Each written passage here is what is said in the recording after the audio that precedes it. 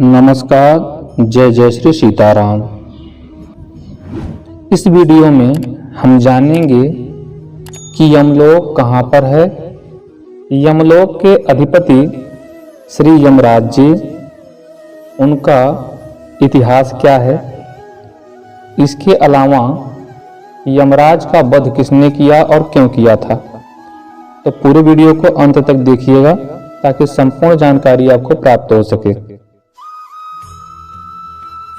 विधाता लिखते हैं, अर्थात जो ब्रह्मा जी हैं, वह हमारे शुभ और अशुभ कर्मों के परिणाम स्वरूप जो हमारा जन्म होना है प्रारब्धवश, उसको लिखते हैं और पूरे जीवन के वृत्तांत को लिखते हैं कि मेरे जीवन में क्या घटित होना है, क्या नहीं होना है। और चित्रगुप्त उसको बाँचते हैं, अर्थात जो कुछ विधाता ने लिख रखा है वैसी घटना तो घटित हुई, लेकिन मैंने कर्म क्या किया उन घटनाओं के समय, वो सब कुछ चित्रगुप्त लिखकर बाँचते हैं, सुनाते हैं। हमारे कर्म के परिणाम स्वरूप जब हमारा यह जीवन समाप्त होता है तो यमदूत हमको पकड़ कर ले जाते हैं, यमराज के समक्ष सारी की सारी चीज़ों को चित्रगुप्त रखते हैं और तब यमराज हम सबको दंड देते हैं।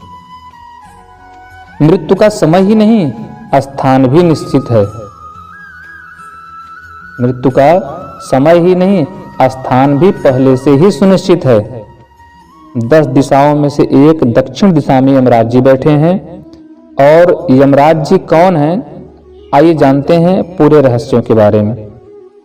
भगवान सूर्यदेव के पुत्र यमराज के दादा का नाम ऋषि कश्यप और दादी का नाम अदिति था। सूर्यदेव की 2 पत्नियां थीं, एक संज्ञा और दूसरी छाया।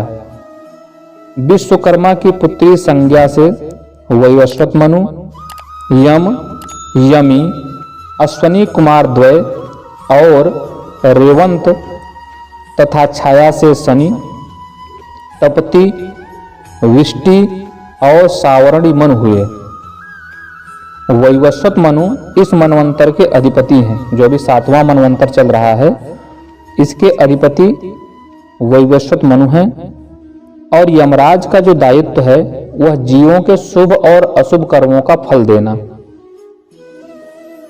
यमी यमुना नदी की संरक्षक हैं और अश्विनी कुमार द्वय देवताओं के वैद्य के रूप में कार्यरत है। रेवंत अपने पिता की सेवा में रहते हैं। शनि को ग्रहों के मंडल में प्रतिष्ठित कर दिया है और तप्ती का विवाह सोमवंशी राजा संवरण से कर दिया गया। विष्टि नाम की जो पुत्री थी वह भद्रा के रूप में नक्षत्र लोक में प्रविष्ट हुई है।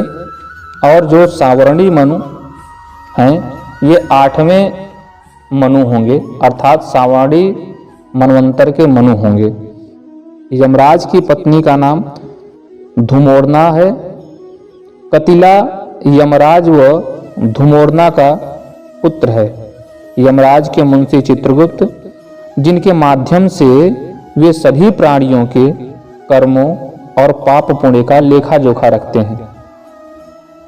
चित्रगुप्त की बही अग्रसंधानी, जो चित्रगुप्त की बही वाली पुस्तक है उसका नाम है अग्रसंधानी। इसमें जीव के सभी पाप पुण्यों का लेखा जोखा है। यम को वेदों में पितरों का अधिपति माना गया है। उपनिषद में नचिकेता की एक कहानी में यमराज का उल्लेख है। यम के लिए पितृपति, कृतांत, समन, काल, दंडधर, श्राद्धदेव, धर्म, जीवितेश और महिषध्वज, महिषवाहन, शीर्णपाद, हरि और कर्मकर आदि विशेषणों का प्रयोग होता है। पुराणों के अनुसार यमराज का रंग हरा है और वे लाल वस्त्र पहनते हैं।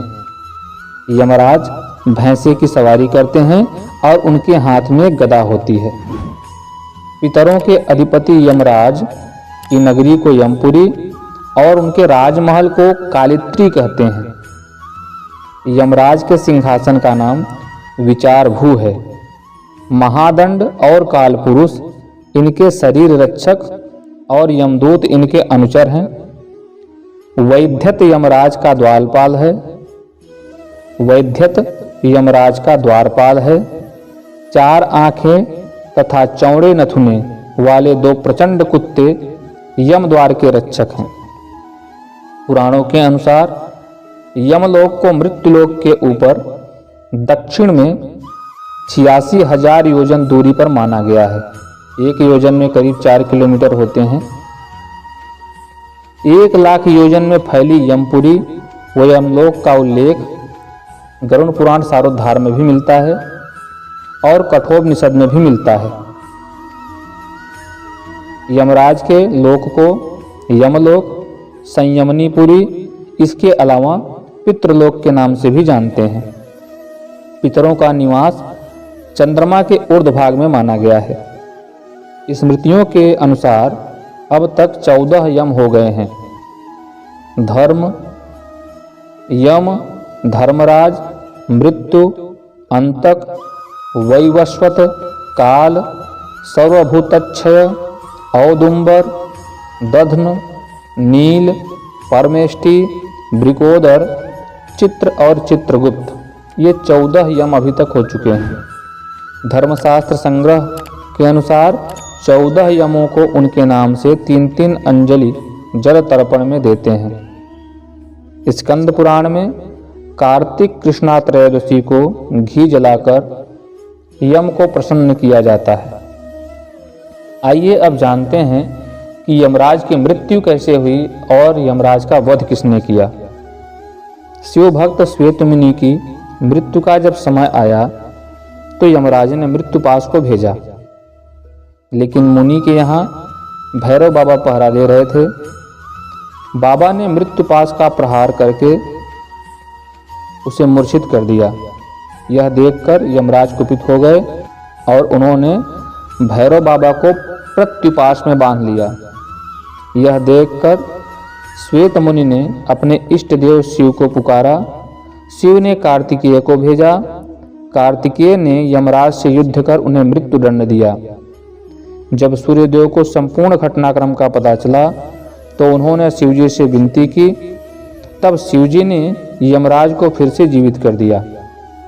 तो मित्रों, इस प्रकार से हमने जाना कि यमराज की भी मृत्यु संभव है, अर्थात इस चराचर जगत में परम ब्रह्म परमेश्वर श्री नारायण के अतिरिक्त प्रत्येक जीव का मरण संभव है, चाहे वह काल ही क्यों न हो। एक काल चक्र के संबंध में मैं वीडियो प्रेषित करूंगा जिसमें काल गणना रहेगी। उसमें आप लोग को देखने को मिलेगा कि ब्रह्मा जी, विष्णु जी, महेश जी, जितने देवी देवता हैं, संपूर्ण चराचर ब्रह्मांड कैसे उत्पन्न होता है, कैसे नष्ट होता है, और भगवान श्री कृष्ण सबको अपने उदर में कैसे उदरस्त करते हैं और पुनः उनको जन्म देते हैं। तो इस प्रकार से मित्रों, जब काल अर्थात यमराज, जो सभी शुभाशुभ कर्मों को देखने वाले और उसके हिसाब से फल देने वाले हैं, मृत्यु का भय उनको भी है, उस काल को भी मृत्यु नहीं छोड़ती है, तो फिर हमारी और आपकी क्या क्षमता है। इसीलिए उस मृत्यु के साए में बीत रहे अपने जीवन के प्रत्येक क्षण को सुंदर बनाइए, नारायण के चरणों में समर्पित कीजिए, सत्कर्म कीजिए, नाम सुमिरन, नाम चिंतन करते हुए जीवन व्यतीत कीजिए। कलयुग केवल नाम आधारा, सुमिर सुमिर नर उतरहि पारा, क्योंकि इसके अलावा इस भवसागर से पार जाने का कोई साधन नहीं है। एक सत्कर्म, दूसरा भगवान नाम संकीर्तन। आशा है यह वीडियो आप सबको पसंद आई होगी। आपकी क्या राय है इस विषय पे कमेंट करके बताइएगा। ऐसे ही रोचक जानकारी के लिए मेरे चैनल को सब्सक्राइब कीजिए, लाइक कीजिए, शेयर कीजिए, कमेंट कीजिए। पूरे वीडियो को अंत तक देखने के लिए आप सभी का हृदय से धन्यवाद। नमस्कार। जय जय श्री सीताराम।